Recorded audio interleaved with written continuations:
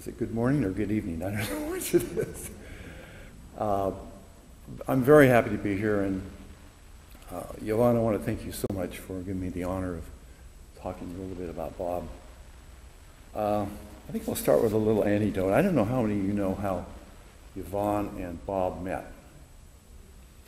It was, they were both in the music department at San Jose State. And as part of that, they were doing a workshop on an opera. And so Bob was in the audience, and he played the oboe. That was his instrument to be a major in music. Saxophone wasn't acceptable at that time. You had to be a classier kind of thing, and so he had the oboe as his instrument. So he was in the well there with the rest of the orchestra playing, and she came on and sang this magnificent aria, and part of that aria was for her to throw a dish, and it was supposed to hit the ground and go into a million pieces, and then she would exit. Well, she threw the dish, and it took one bounce and hit Bob right in the head. He was in the audience. And of course, she was just, oh my gosh, she just ran out, and she was so apologetic and everything. And he had been noticing her, of course, in the well very closely because she was a very attractive young lady. So this is the scenario, I think. He said, well, the least you can do is go on a coffee date with me. And she accepted, and that was sort of the way you did it in those days. You went to a coffee date, you didn't spend much money, and you found out how if you liked each other, then you went on a date. They went on a date, one thing led to another, and pretty soon, of course, they married in 1962. Bob was larger than life. He really was. Do you remember the movie that Richard Dreyfuss was in called Mr. Holland's Opus? The movie, they have a big surprise concert for Bob. For Mr. Holland. And that was in 1995, the movie. In 1988, that scenario was already played out at Cupertino. 400 people were notified all over the country, a 10-year period, 1967 to 1988. And of those 400, 200 came from 12 states, 52 cities in California, all over the place. They even got together 3 or 4 times to practice. Concert was a spring concert in the gymnasium. The student band left, and he was called out, and his attention was distracted, and the alumni took his place, the place of the students. And then he came out, and here they were. And he was given a baton and told that they had practiced these 4 songs and to lead those. And of course, tears are just running down his face. But it just goes to show you the love and the respect that was out there. His goal was he had always wanted to be a teacher. In fact, his first choice for teaching was given to him before he came to Cupertino. He was offered the job at Fremont High School. That was where he was a student. That was his goal. That was a dream come true. But when he found out that his director at Fremont was going to lose his job because of his coming in, no way he was going to take the Fremont job. And luckily for us at Cupertino, he came to Cupertino. And Cupertino didn't have any real feeder system as far as kids coming in, because they didn't have much of a program at the junior high that fed into us. And so literally, he had to start from scratch with a lot of people, just teach them music right from the get-go. And as a result, that program just grew and grew and grew. And kids would come to school and see all those people out on the football field practicing, and they wanted to be a part of it. And it didn't matter if they didn't have any background. He would take them. He would take care of that. That was no problem with him. He wanted also, his goal was to really make music their a way of life, a way of expression.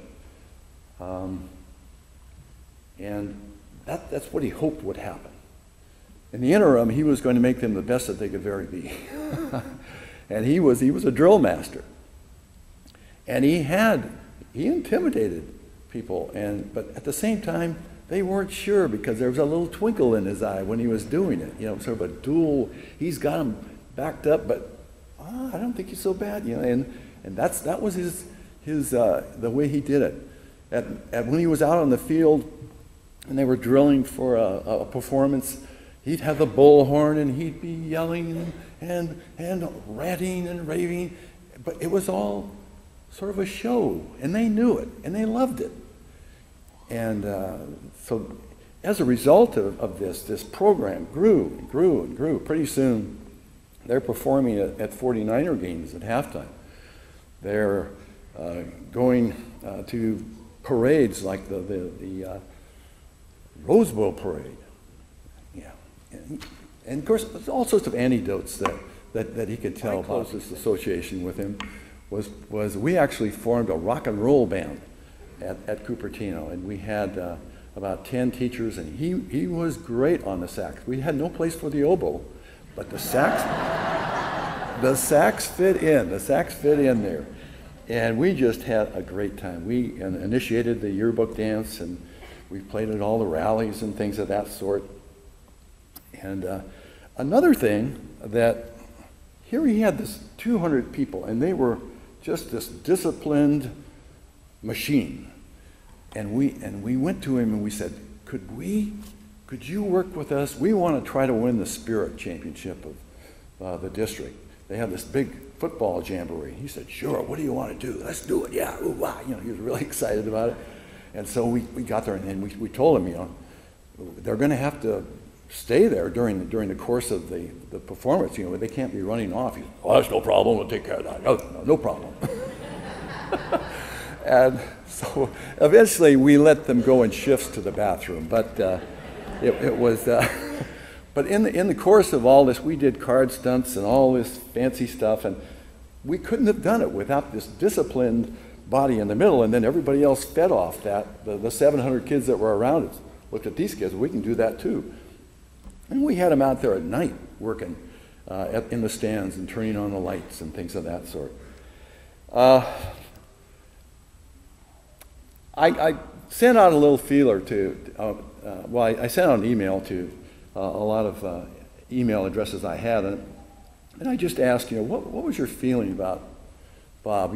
Give you some feedback on it, and this wealth of love and respect overwhelmed me that came in. I ran the Hall of Fame at Cupertino High School, and we have a special category you can go in if you're an honorary graduate. He would not be inducted into that.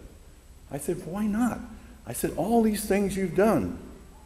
And he just said, I was just doing my job. Just doing my job. There are others that deserve it much more than I do. And I finally persevered. Last year we had a 50th celebration for Cupertino, and he was in the audience of the auditorium, and I said, come on up here, Bob. You're inducted in the Hall of Fame. He couldn't get out of it. And I'm so glad that we were able to do that. So,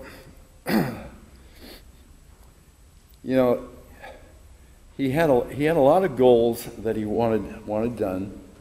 And if you look at the ledger, he did do, according to the feedback I've gotten from students and all the faculty members I know of, he did instill a lifelong love of music in people. These people did know that they had done their best when they were with him. And so that was all a part of his job. The one part of the job that maybe he didn't count on and didn't consider was that he created this well of love and respect for him. And now you know, Bob, now you know.